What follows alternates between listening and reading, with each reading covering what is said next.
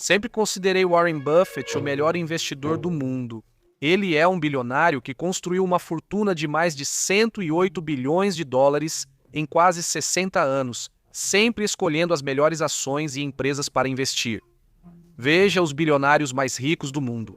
Todos no topo, ou criaram uma empresa de tecnologia, ou herdaram um grande negócio familiar. Mas Warren Buffett alcançou isso apenas entendendo o mercado de ações e tomando boas decisões por anos. Mas muitos não sabem que houve um investidor ainda melhor que Warren Buffett em escolher ações e entender o mercado. Warren Buffett, na verdade, estudou obsessivamente a forma como ele investia Dr. Henry Singleton.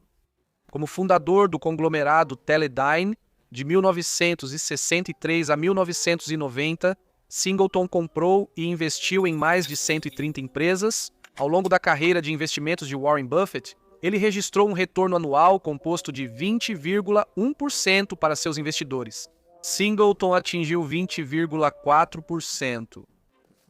Para visualizar o quão insano é esse número, se você investisse $1 no índice S&P 500 em 1963 e conseguisse uma taxa de juros composta anual sólida de 8%, em 1990 você teria $7,99.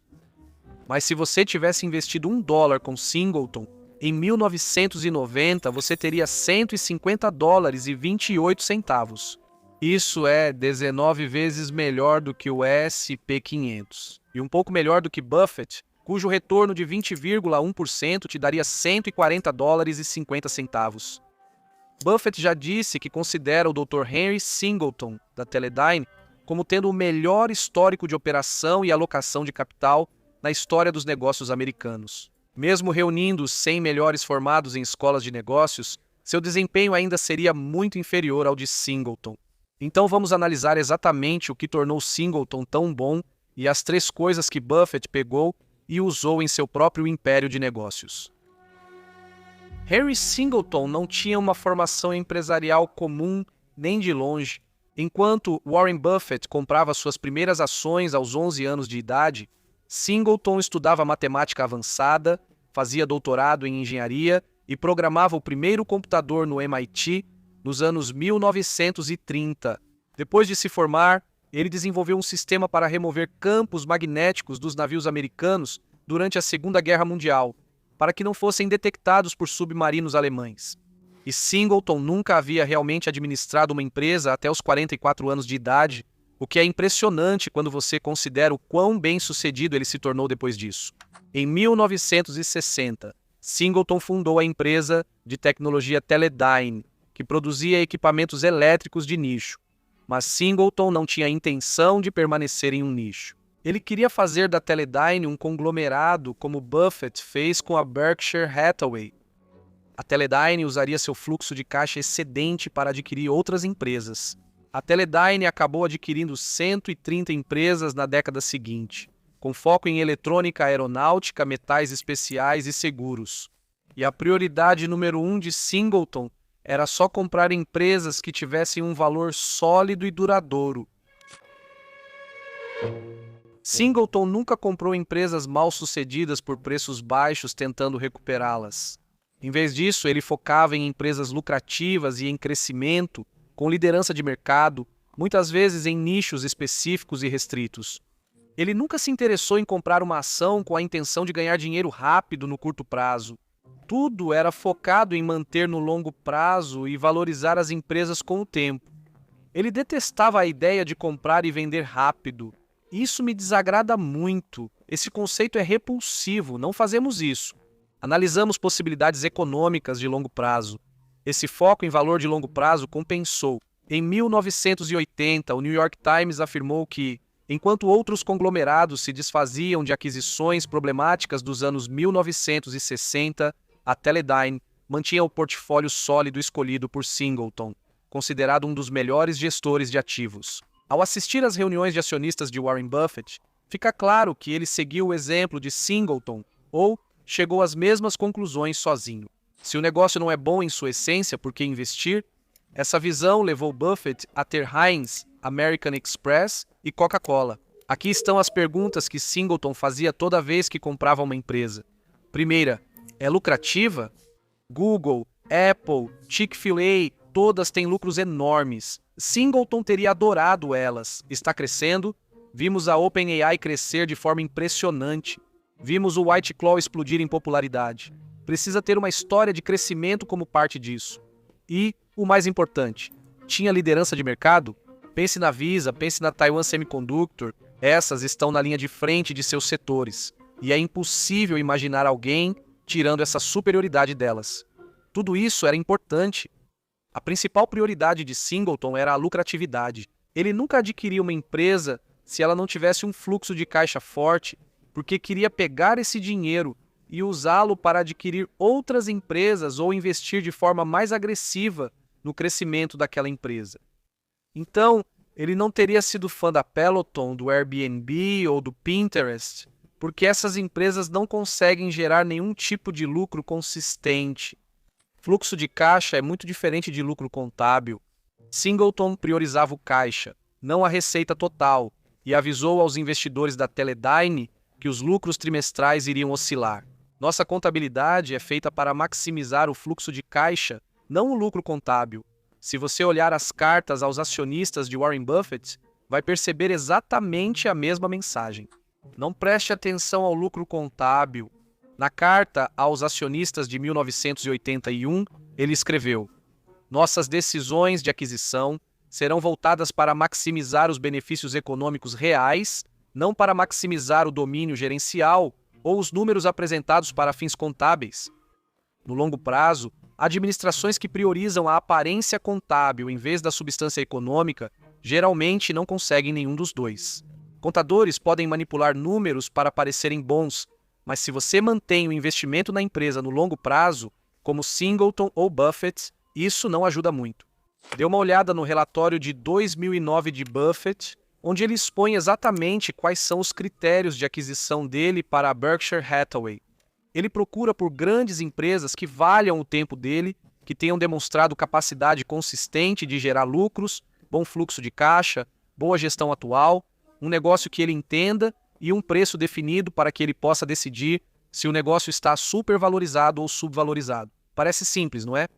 Basta escolher vencedores óbvios. Mas isso é mais fácil falar do que fazer. Quando todo santo dia o mercado vai te tentar com manchetes chamativas, histórias de crescimento e empresas que prometem uma subida rápida até o topo. Enquanto Singleton focava no valor de longo prazo, ele odiava planos de negócios rígidos por um motivo muito simples.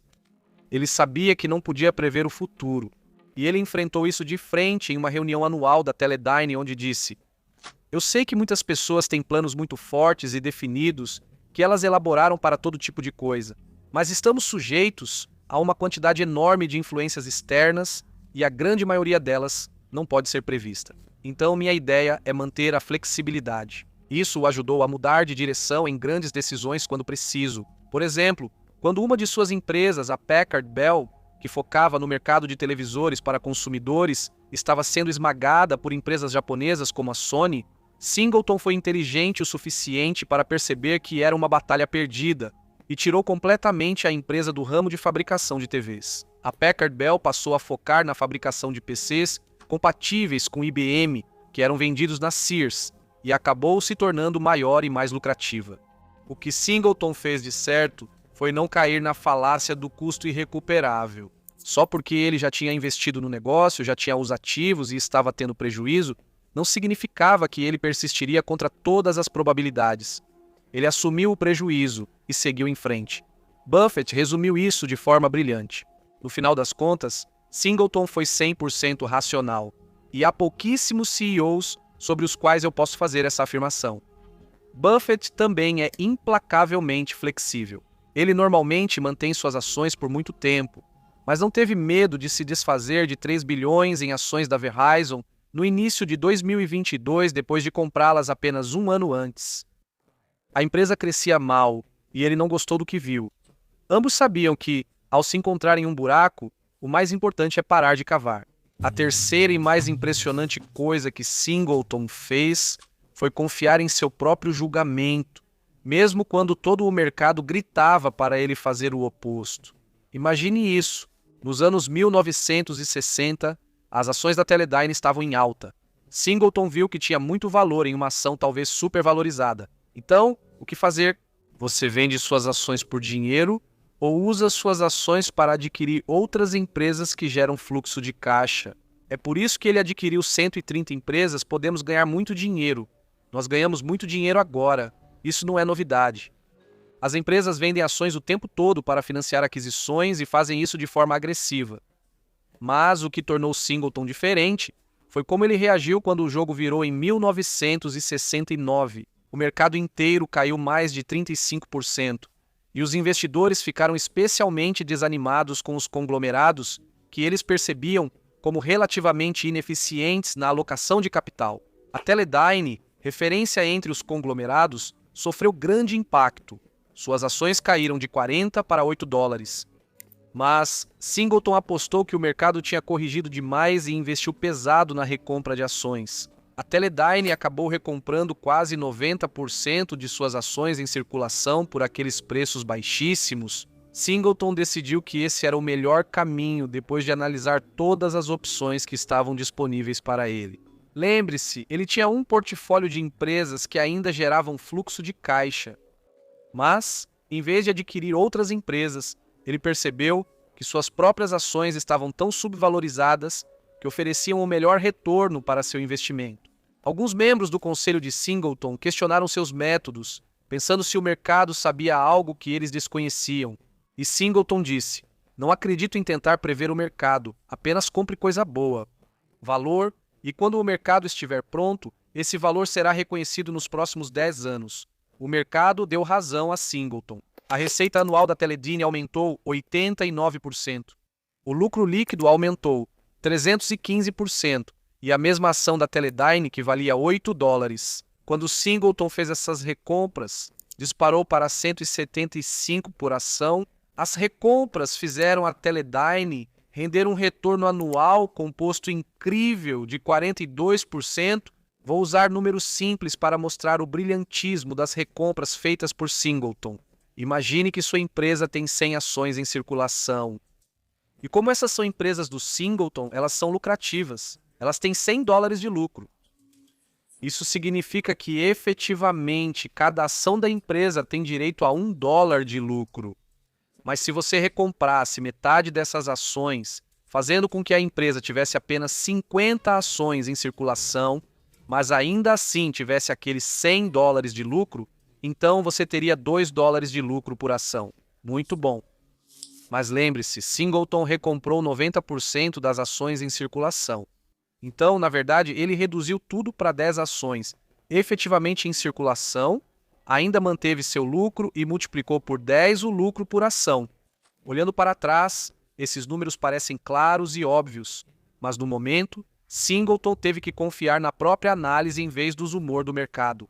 Buffett seguiu um roteiro muito parecido. Nos 24 meses após a falência do Lehman Brothers e o início da crise financeira de 2008, a maior parte das empresas americanas fez o que parecia lógico. Elas tentaram pagar suas dívidas e proteger seus recursos. O foco era sobreviver. Mas, ao mesmo tempo, Buffett teve seu período de aquisições mais ativo de todos, comprando ações à torto e à direito.